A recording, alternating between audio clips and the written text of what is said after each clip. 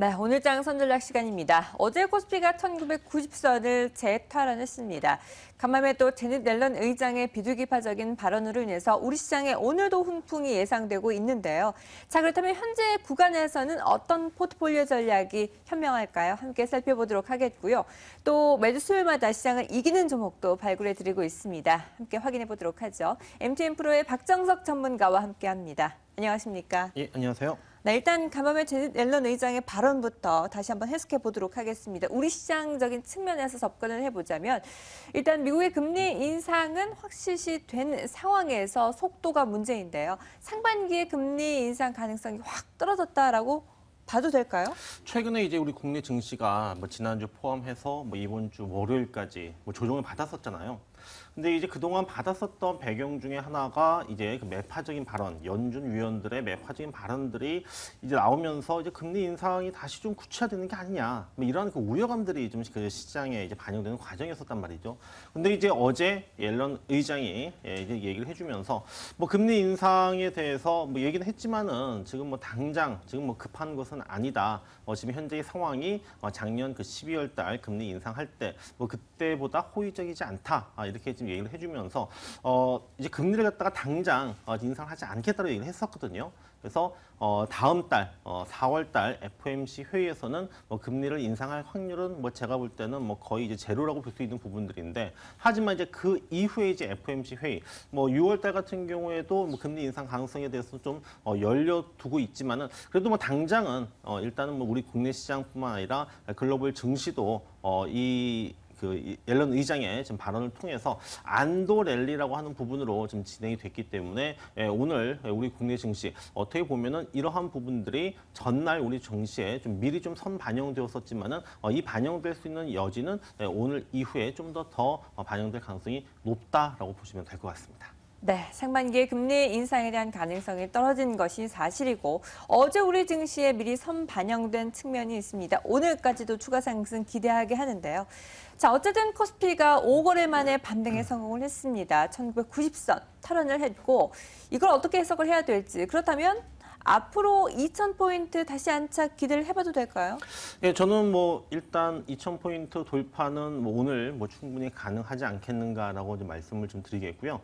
자, 어제 좀 특징적인 부분이 외국인들입니다. 자, 외국인들이 최근에 사실 좀 주춤거렸었습니다. 하지만 어제 외국인들이 코스피 시장에서도 이제 1,000억 원 이상 거의 한 2,000억 가깝게 매수를 했었었고, 그다음에 특히 이제 코스닥 시장에서 어제 1,000억 원이 넘게 매수를 했거든요. 코스닥은 6일 연속 하락을 할 정도로 좀 굉장히 좀 지지부진했었었는데 외국인들 매수 한 방으로 좀 최근에 부진했던 부분들을 갖다가 이제 하루 만에 좀 회복을 해주는 등, 일단 역시 외국인들의 매수라고 하는 이 수급의 연결고리가 잘 풀리다 보니까는 시장도 강하게 반등이 나오는 부분들을 확인을 좀 할 수가 있었습니다. 그리고 어제 업종별 좀 특징을 보게 된다면은 정유, 화학, 철강, 조선, 바로 이제 소재, 산업재 업종들이죠. 이들 종목들이 어제 좀 시장의 어떤 반등을 갖다가 좀 견인했었었는데, 자, 이들 업종들이 어떤 업종들입니까? 바로 경기 민감 업종이죠. 그러니까 이들 업종들이 강세를 보였다고 하는 부분들은 글로벌 경기 회복에 대한 기대감 부분들이 지금 반영됐기 때문에, 자, 우리가 지금 그토록 원했었던 정말 이들 기업들이 속해 있는 업종들의 업황이 정말 좋아질 수 있을 것인가라는 그러한 그동안의 의구심이라고 하는 부분들이 이제는 조금씩 좀 기대로 이제 바뀌고 있다라고 하는 부분들을 확인을 좀 할 수가 있겠고요.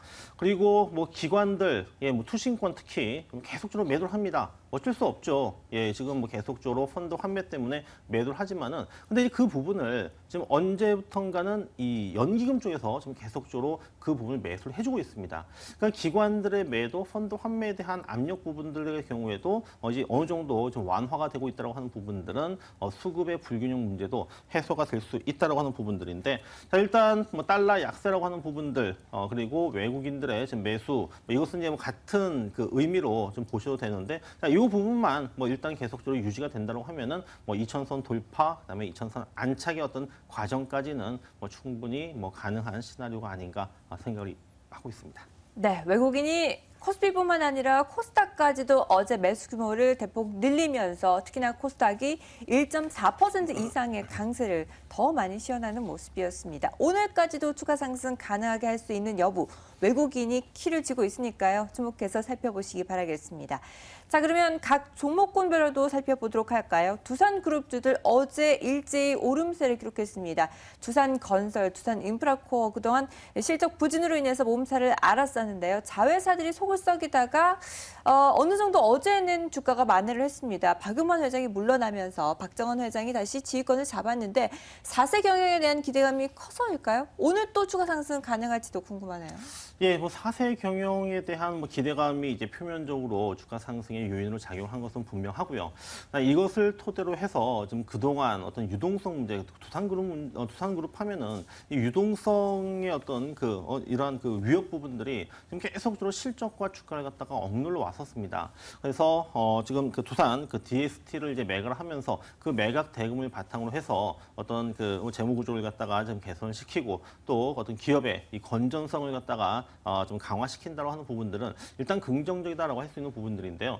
하지만 이렇게 뭐 일시적으로 뭐 매각을 해가지고 땜빵을 하는 것이 아니라 정말 어떤 두산그룹주들이 포함되어 있는 이 업종의 어떤 업황 부분들이 개선이 되어가지고 실적이 좋아지면서 좀 진행이 되어야만 어떤 주가도 역시 마찬가지로 완전 어떤 추세 전환을 갈 수 있는 부분들이지 단순히 어떻게 보면은 그냥 그 어떤 리스크를 갖다가 좀 위험한 상황을 갖다가 좀 막기 위한 이러한 부분들은 반대는 분명히 한계가 있을 겁니다. 그래서 이후에 뭐 중요한 부분은 역시 실적이라고 하는 부분을 갖다가 정말 어떤 뭐 재무구조 개선을 통해서 이자 비용이 줄어들면서 실적이 좋아지는 부분이 있는지 그리고 업황의 어떤 그 전망 부분들 이런 것을 꼼꼼히 따져가면서 좀 우리가 좀 점검을 해야 되지 않는가. 두산그룹주들에게 있어서는 더욱더 좀 절실한 좀 현재의 그 위치다라고 보시면 될 것 같습니다. 네, 이 재무구조 개선이 완벽하게 이루어지지 않은 상황에서 그렇다면 현재 구간 안에서 이 두산그룹주 내에서 투자해 볼 만한 최선호주는 어떤 걸 꼽을 수 있을까요?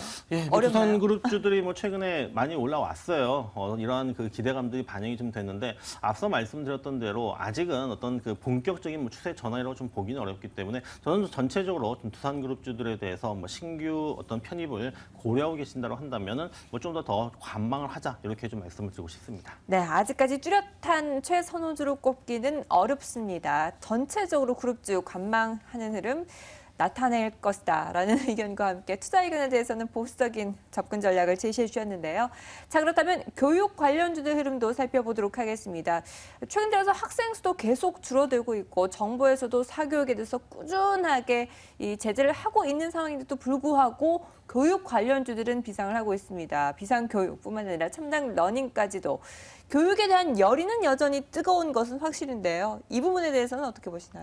예, 우리나라만큼 뭐 교육열이 뜨거운 나라는 없죠. 그래서 뭐 교육과 관련된 뭐 주식에 대한 관심은 뭐 예전부터 뭐 진행이 되어 왔었었고, 근데 이제 그 올해 들어서 또 뭐 작년 말부터 이 교육 관련 종목군들이 좀 굉장히 강한 움직임들을 보이고 있습니다. 말씀을 해주셨었던 뭐 비상교육이라든지 첨단 러닝뿐만 아니라 이 대교 같은 종목도 뭐 최근에 지금 계속적으로 연중 최고치를 경신할 정도로 뭐 강세의 어떤 흐름들이 지금 이어지고 있는 부분들인데 역시 중심에는 실적이 있습니다.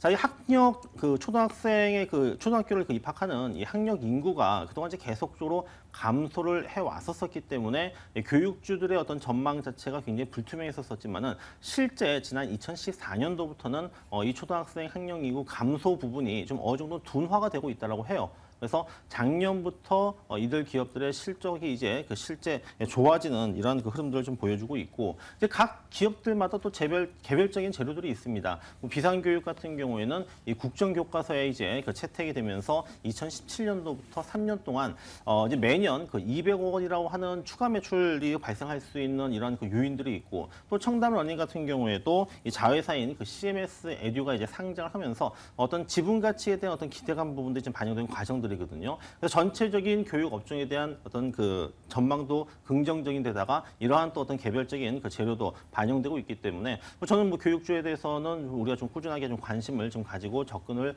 해도 현재 위치에서는 가능하다고 말씀드리도록 하겠습니다. 네. 교육 관련주는 긍정적인 평가를 내려주셨습니다. 자, 그리고 지난주 종목도 AS 해보도록 하겠습니다. 한손신텍 최고가 기준으로 8.3% 수익률 올렸네요. 예, 뭐 최근에 이제 지수가 좀 좋지 않았음에도 불구하고 좀 한솔신텍 같은 경우는 주가가 좀 굉장히 좀 탄탄한 움직임을 보여주다가 자 어제 뭐 시장이 이제 강세로 돌아서자 한솔신텍도 이제 움직이기 시작을 하면서 어제 뭐 장중에 이제 한 8% 정도 좀 수익을 기록했는데 자 현재 어떻게 보면은 이제 어떻게 보면 시작이다라고 좀 볼 수 있을 것 같습니다. 한솔신텍 올해 본격적인 턴어라운드가 기대가 되는 종목이고 또 그 1분기 또 그 실적 시즌을 맞이를 해서 또 부각이 될 수 있는 종목인 만큼 한솔신텍 좀 더 보유를 하셔도 될 것 같습니다. 네, 알겠습니다. 그렇다면 하나 더 욕심 내보도록 하겠습니다. 보유 의견 제시해 주신 한솔신텍 말고 또 어떤 종목 접근해 볼까요? 예, OLED 관련 종목에 대해서는 계속적으로 그 긍정적인 얘기가 나오고 있잖아요. 그래서 OLED 뭐 많은 기업들이 있습니다만은 그 우리가 좀 시장에서 좀 약간은 어떻게 보면 잘 안 알려진 동아 엘텍이라는 종목을 좀 편입을 좀 해보도록 할 텐데요. 이 동아 엘텍은 그 LCD와 이 OLED용 그 검사 장비 업체입니다. 하지만 이게 자회사인 그 선익 시스템이 이 OLED용 이 증착 장비를 제작을 하고 있기 때문에 이쪽에서 이제 그 모멘텀이 좀 발생을 좀 할 수 있을 것으로 보이고요. 또 중소형 이 OLED 이 패널형 이 증착 장비의 어떤 수주 가능성이 굉장히 높고 또 이미 또 이러한 어떤 증착 장비를 경험했었다라고 하는 부분들은 긍정적이기 때문에 뭐 동아 엘텍 최근에 뭐 비아트론이라든지 이런 그 OLED 관련 종목들과 주가의 움직임 비슷합니다. 최근 조정받고 다시 이제 반등을 시도하려고 하는 지금의 현재 위치에서 매수하신 전략을 제시를 해드리는데요. 매수 가격은 2만 원에서 2만 1,000원, 목표 가격은 뭐 단기적으로 2만 3,000원, 그리고 손절매 가격은 18,500원으로 설정한 상태에서 비중 20%로 오늘 그 편입을 시도를 해보도록 하겠습니다. 네, 동아엘텍 23,000원 목표가 돌파 한번 응원해 보도록 하겠습니다. 지금까지 MTN 프로의 박정석 전문가와 함께 말씀 나눠봤습니다. 감사합니다. 예.